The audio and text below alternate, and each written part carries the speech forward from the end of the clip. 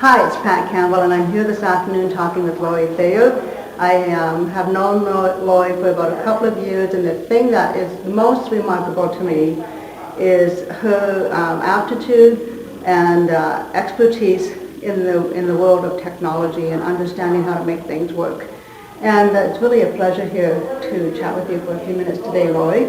I'd like you just to let my audience know a little bit about what you're doing, name your website. They might like to have a peek at that, and then we'll just ask a few questions. Okay.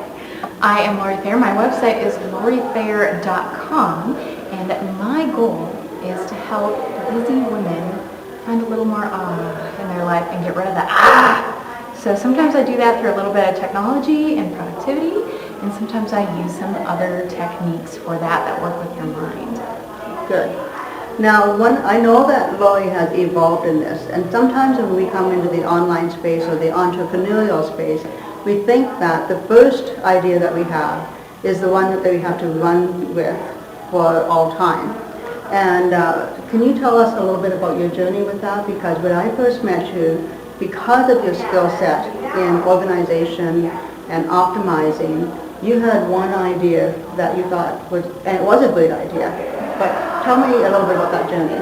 Yeah, and I actually, even before you met me, I was on a whole different path. Okay. Totally unrelated to what I'm doing now.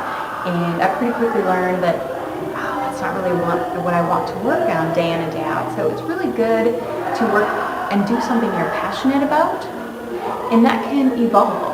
But it's also about what does your ideal client need. Yeah. And that's what's really evolved for me from the more technical focus I had before to the more mind focus I have now, which is my primary focus, because that's what I found that made the biggest difference in my life. It wasn't the tech that was solving my problem, it was the mind that was solving my problem. And so what you realize then is the ideal client is a person who is pretty savvy in organization and tech, or you're going to offer her organization and technology to systematize her life, if you will, and how to get things done in a timely manner so she has more free time.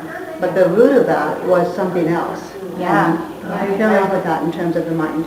The root for me was, even though I was doing all these great things and all these smart, systematic things to being productive, is I still had, I often call it the hamster wheel. My mind was constantly running and going. I had all these great ideas and things, and it was always working for me. And that's what I thought. I thought, oh, my mind's just working for me. I didn't see it as an issue. But when I started learning this mind hack that I do now, I started working on all these projects I have to do, or these things that I haven't finished yet on mine, and I was beating myself up about it, right? Mm-hmm. So I started addressing those with this mind hack, and I found that hamster wheel shut off. Okay, and so how did you do that? How did I do that? I focused on taking away the power from those thoughts and those judgments in my mind. So what I do is use this technique called Faster EFT, and I tap out all of that frustration. Okay, so what you're saying then, as entrepreneurs, we can get into a place where we have lots of negative feedback that happens in our mind, and we have kind of two channels in our mind that we listen to, or can listen to. One is the positive channel, and the other one is the negative channel. And oftentimes we sort of default to the negative channel because all of our lives we've been hearing messages that minimize what our potential is or what we can do or whatever else, rather than encouraging us.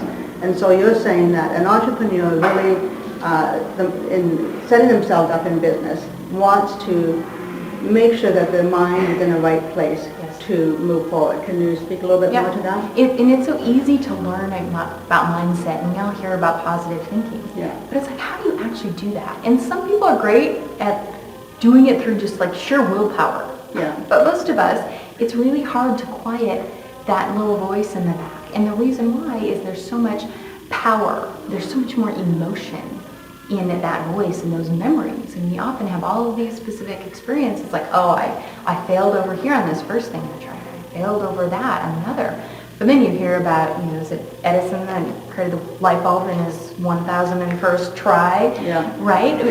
But clearly in his mind, he wasn't using all those examples as a way to beat himself up.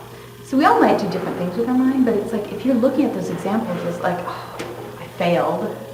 Right, and actually with Edison, I think what he used with that experience was each time that something didn't really come through to work, he used that as a lesson. Oh, but it doesn't work this way, so now I need to find the way it does work. And in entrepreneurship, really that's the mindset to have. Even though things don't work perfectly the first time, take lessons from that, make a decision to move forward, and let your mind continue to help you believe in yourself and move forward. Yeah.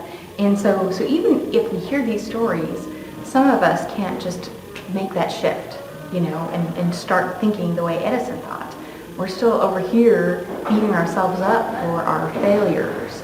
But what this mind hack does is lets you change those beliefs, in your unconscious mind, where you have these roots and you have these examples. And it may be how you grew up and what you learned growing up. You heard somebody say something, or you have this specific memory, and that is just getting in the way and you don't even realize it. Yeah. And so clearly there's work to be done for all of us. Entrepreneurship is a process of self-development, and accessing resources like Lori offers on her site, LoriThayer.com. And it's a journey. It's not something that just is handed to us on a silver platter. It's a process of where we're making a commitment to do this as a serious business and not just be a hobbyist. So what would you say is one thing? What would be one message you would leave for an entrepreneur if they were to face it each morning as they start their day that would kind of cue them into having a better day in their business? Actually, I would say envision your day the way you want it to happen. So you're kind of use visualization, right? Or just think through exactly what you want to accomplish and what you want to do, because you're already then starting the positive work.